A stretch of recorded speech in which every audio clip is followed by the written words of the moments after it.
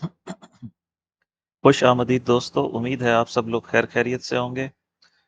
हम इस फ्राइडे को हमने मूवी नहीं बनाई, उसका रीज़न ये था कि एनएफपी न्यूज़ आ चुकी थी आपकी थर्सडे वाले दिन, और फ्राइडे को लो वॉल्यूम था, कोई एक्टिविटी नहीं थी यूएस में, गालिबन कोई छुट्टी छुट्टी थी।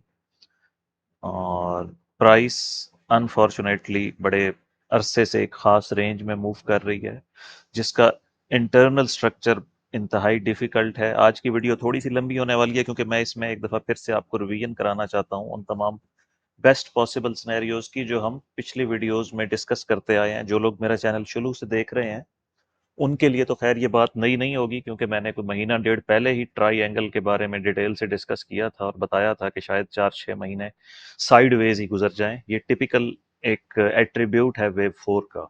Wave four normally sharp decline नहीं होता है, बल्कि साइडवेज होता है। बट एनीवेज, फिलहाल हमने ये टॉप किया था अपना जी अप्रैल में। प्राइस ने बनाया था 3500, जो इसका हाईएस्ट एवर है गोल्ड का। और अप्रैल से लेके मई जून जुलाई 3 महीने हो गए हैं और हम मिड में ही हैं। इसमें मैंने आपको स्टार्ट में बताया था कि चूंकि जब कोई भी वेव अनफोल्ड हो रही होती है, करेक्शन में हम उसको आइडेंटिफाई बहुत लेट से करते हैं।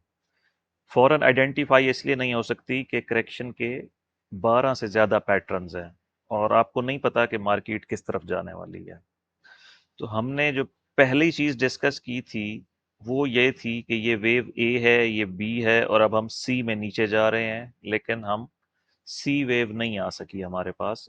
आई है बट वो बहुत शॉर्ट थी। हम अगर इसको शैलो करेक्शन ले लेते कि जी वेव फोर यहाँ पे एंड हो गई है, तो हमारे पास एक ब्रेकआउट आना चाहिए था, जिसके लिए ये 3500 वाली रेड लाइन लगाई थी कि ये क्रॉस करेंगे। बट ब्रेकआउट भी नहीं आया। उसके बाद मार्केट ने जो अपसाइड पे मूवमेंट की है वो भी थ्री वेव ही थी। चाहे आप इसे एबीसी ले लें या डब्ल्यू एक्स वाई ले लें, वट एवर, है ये three wave move, five wave नहीं है। तो मैंने, चूंकि हम, जो लोग जनवरी से मेरी वीडियोस देख रहे हैं उनको याद होगा कि हम एक एंडिंग डायगोनल लार्जेस्ट डिग्री की गोल्ड की वेव फाइव में, लास्ट वेव है ये, जिसमें फर्दर फाइव वेव्स होती हैं, तो हम एक एंडिंग डायगोनल को ट्रैक कर रहे थे, इसलिए पिछली सारी लेबलिंग एबीसी की है। तो ये करेक्शन भी एबीसी में एक्सपेक्ट की जा सकती थी कि ये सारे का सारा वेव ए है और ये सारे का सारा वेव बी है। यहां से अब हमें फाइव वेव इम्पल्स चाहिए था वेव सी का। अभी तक वो नहीं आ सका। हमने मुख्तलिफ इम्पल्सेस को ट्रैक करने की कोशिश की है और वो सारे के सारे आफ्टर थ्री वेव्स फेल हो गए हैं। जैसे पिछले पिछले वीकेंड पे हम बहुत एक्साइटेड थे कि 1-2 सेटअप बन गया है, फिर 1-2 सेटअप बन गया है, और अब एक थ्री आएगी, फिर 4-5, फिर 4-5, बट वो भी अभी तक नहीं आ सकी।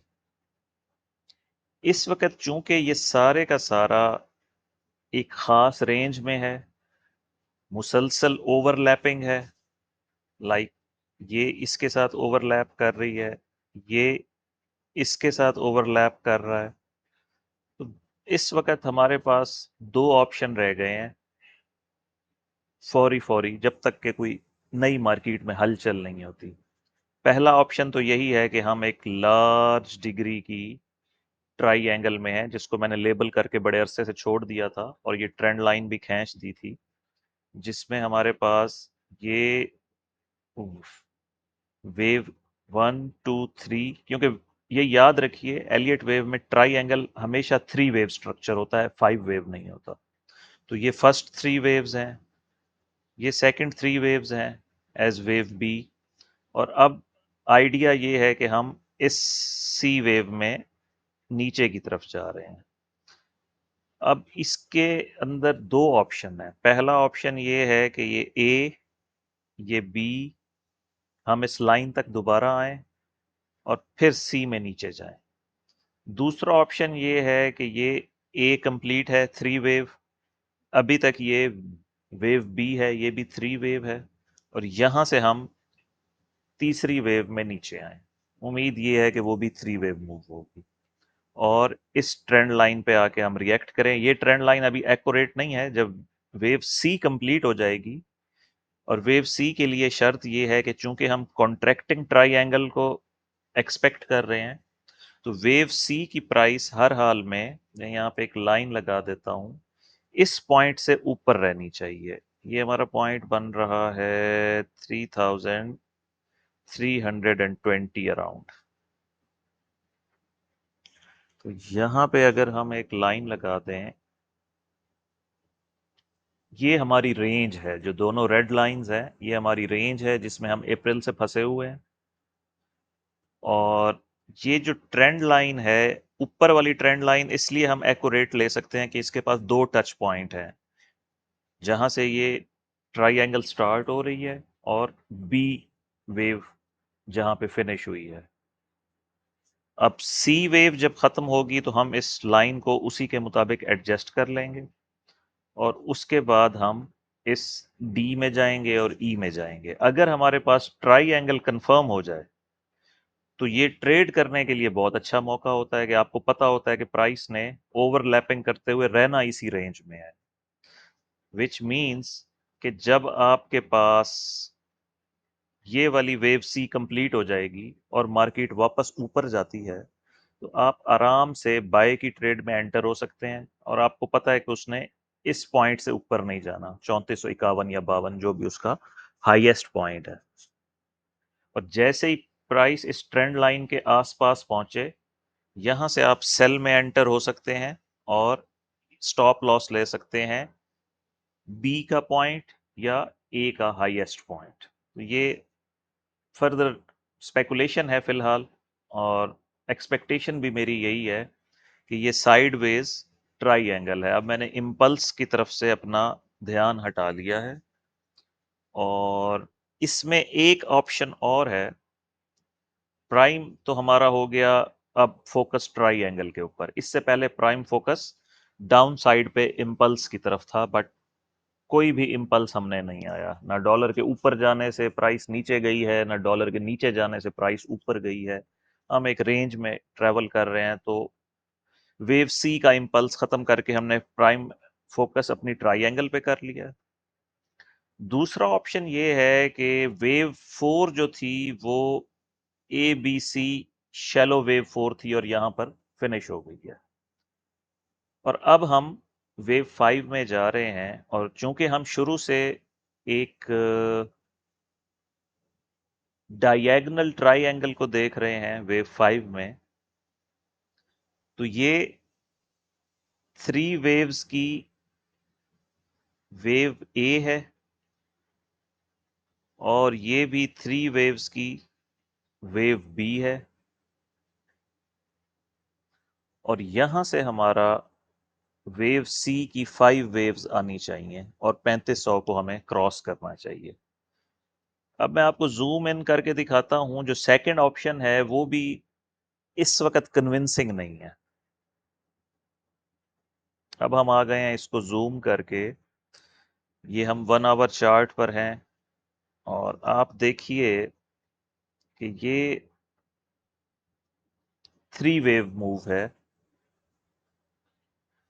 फाइव वेव मूव नहीं बन सकेगी।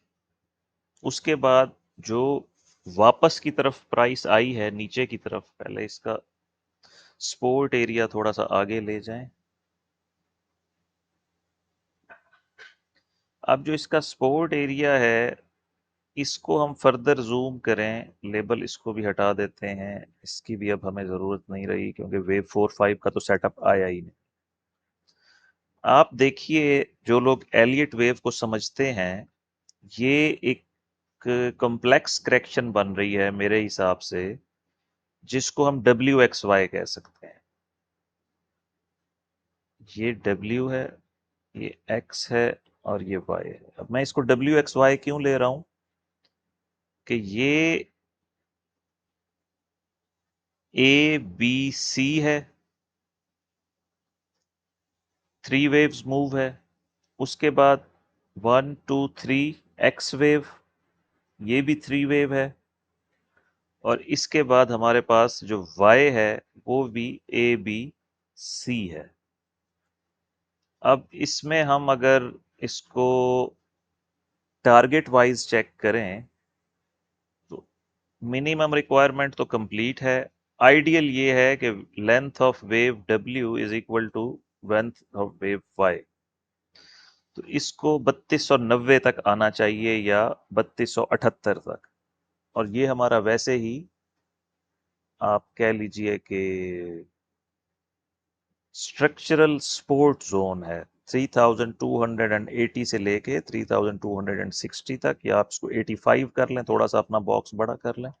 मेरे हिसाब से ये स्ट्रक्चरल सपोर्ट है, और मैं आपको इसके बहुत दफ़ा एग्जाम्पल्स भी दिखा चुका हूं कि किस तरह से प्राइस यहाँ आती है और फिर रिएक्ट करके वापस चली जाती है। इस वक्त हमारा वेव काउंट यही है।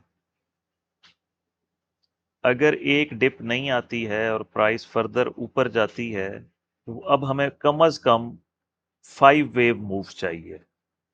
हम इसको ए बी सी पे राजी हो जाएंगे कि ये सारी की सारी ए थी, ये बी है, लेकिन उसके बाद हमें इम्पल्स चाहिए। वेव सी कभी भी 3 वेव मूव नहीं होती, वेव सी एक 5 वेव मूव होती है, 1 2 3 4 5। तो हमें एक इम्पल्स चाहिए, वो अभी तक भी जाहिर नहीं हो रहा। नॉर्मली मार्केट में वोलेटिलिटी होती है न्यूज़ के ऊपर। नेक्स्ट न्यूज़ है 9 जुलाई को। आज क्या डे है? आज मंडे है, और साथ है वेंसडे को एफओएमसी के मिनट्स आएंगे जिसमें डिसाइड होगा कि मीटिंग के क्या तय पाया है, इंटरेस्ट रेट कट करने का या इंटरेस्ट रेट बढ़ाने का। तो इधर भी रख सकते हैं, बेहतर है कि इधर रखें। तो ये अब तक की टोटल अपडेट है। तो जो लोग ट्रेड लेना चाह रहे हैं और एलियट वेव थ्योरी के जरिए ट्रेड लेना चाह रहे हैं, मेरा मशवरा ये है कि जब तक हमारे पास कोई क्लियर वेव काउंट नहीं आता, ट्रेड से बाहर रहें। अच्छे सेटअप का इंतजार करें, क्योंकि मैं आपको अभी जो मैंने ट्राई एंगल में आपको पैटर्न बताया था, उसमें इस बात के चांस हैं कि ये सारे की सारी वेव वन है, और अब हम 3 वेव्स में इस ट्रेंड लाइन से टकराएंगे। अगर प्राइस ट्रेंड लाइन को टकरा के रिएक्ट करती है और रिजेक्ट हो जाती है, तो आप समझ लीजिए कि हम इस बड़ी वाली सी वेव में हैं। और ये कमोबेश यहाँ से लेके यहाँ तक अगर हम उसको रूलर के साथ चेक करें तो ये तकरीबन 200-250 का ट्रेड बनती है अगर तसल्ली से ली जाए, तो पूरा वेट किया जाए, क्योंकि वो भी सिंगल वेव नहीं होगी। जो वन टू जो थर्ड वेव ऑफ सी है वो भी 3 वेव होगी। मैं आपको थोड़ा सा इलस्ट्रेट करके दिखाता हूं। ए बी सी, ये वाली ग्रीन वाली सी, और ये जो स्ट्रेट लाइन मैंने खींची है ये भी 1 2 3 इस तरह से होगी। स्ट्रेट लाइन में नहीं जाएगी। स्ट्रेट लाइन सिर्फ दिखाने का मकसद था कि हम वेव सी में हैं। इसको मैं फर्दर आगे ले जाता हूं। अच्छा, और अगर प्राइस इस तरफ नहीं जाती और यहाँ इस यहीं से डायरेक्ट सेल ऑफ में हम आ जाते हैं, तब भी हमारे पास ये ट्रेंड लाइन होगी। हम पूरी सी वेव को यहाँ तक डी तक ट्रेड कर सकते हैं। और हो सकता है इन सम केसेस, इसको मैं हटा देता हूं, इन सम केसेस वेव डी और ई बहुत ही शैलो होती हैं। बी को यहाँ क्लोज कर लें, वेव सी को यहाँ क्लोज कर लें, डी को यहाँ क्लोज कर लें, ई को यहाँ क्लोज कर लें, यहीं से स्प्रिंग खुल सकता है जो डायरेक्ट ऊपर की तरफ जाएगा। तो ओवरऑल अब हम साइड वेव्स में हैं, और हमारा अगला फोकस अब इस 3500 वाली रेड लाइन को क्रॉस करके न्यू ऑल टाइम हाई बनाना है। वो न्यू ऑल टाइम हाई या तो ट्राई एंगल के बाद बनेगा या फिर यहीं से बन जाएगा। इन एनी केस ये दो स्नैरियो मैंने आपको दिखा दी हैं। इस वक्त बेस्ट पॉसिबल ऑप्शन यही है। तीसरा कोई पॉसिबल ऑप्शन जनरेट होता है तो मैं वो भी नेक्स्ट वीडियोस में आप लोगों के साथ शेयर करूंगा। फिलहाल आप सारा फोकस इस पॉइंट पर रखें कि हम 3 3 वेव्स में घूम रहे हैं। ये भी 3 वेव मूव थी, 1 2 3, और उस 3 वेव जो थर्ड वेव थी वो भी 1 2 3 थी। तो इसलिए मैंने ये हिसाब लगाया है कि ये 3 वेव है अप, फिर 3 वेव डाउन है, तो यहाँ से इस लाइन तक जो वेव आएगी वो भी 3 वेव ही होगी, क्योंकि हम एक ट्राइएंगल में ओवरलैप्स कर रहे हैं, जो बहुत कंफ्यूजिंग होता है इसको डिटेक्ट करना। ठीक है दोस्तों, मिलते हैं फिर हम कल की वीडियो में, या फिर परसों की वीडियो में। मार्केट में कोई हलचल आए और ये जो एफओएमसी के मिनट्स हैं 9 जुलाई को, और ये रात को पाकिस्तानी टाइम के मुताबिक 11 बजे रिलीज होंगे।